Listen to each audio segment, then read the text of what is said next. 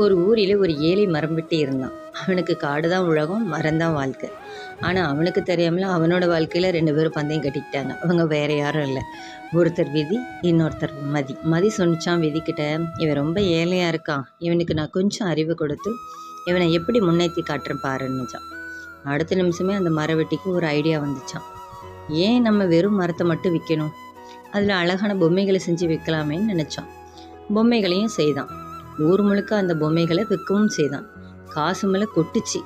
ஊர்லேயே பெரிய பணக்காரனாக மாறினான். இப்போ தான் மதி சிரிச்சுக்கிட்டே சொன்னிச்சான், புத்தி மட்டும் இருந்தால் போதும், எங்கே இருந்தாலும் பிழைச்சிக்கலாம்னு.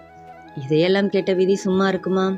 தன்னோட ஆட்டத்தை பாருன்னு சொல்லிட்டு ஒரு சிரிப்பை சிரிச்சுதான்.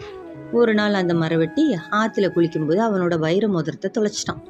அதை தேடி போனவன் ஆற்று வெள்ளம் அடிச்சிட்டு போயிடுச்சு. கண்ணை முழிச்சு பார்த்தா அவன் தெரியாத ஒரு நாட்டில் இருந்தான். அங்கேருந்த எல்லோரும் அவனை திருடன்னு நினச்சி சிறையில் அடிச்சிட்டாங்க. இப்போ சொல்லுங்க, அவனோட மதி இப்போ அவனை காப்பாத்துமா? அங்கதான் விதி தன்னோட அடுத்த காயையும் நகர்த்துச்சு. அந்த நாட்டோட ராஜா திடீர்னு இறந்து போயிட்டாரு.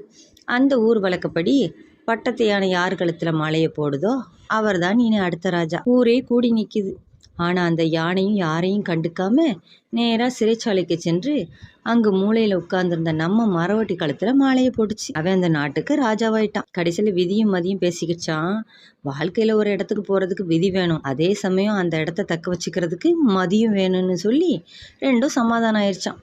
சரி, உங்கள் வாழ்க்கையில் நீங்கள் எதை அதிகமாக நம்புறீங்க, விதியவா இல்லை மதியவா? கமானில் சொல்லுங்கள்.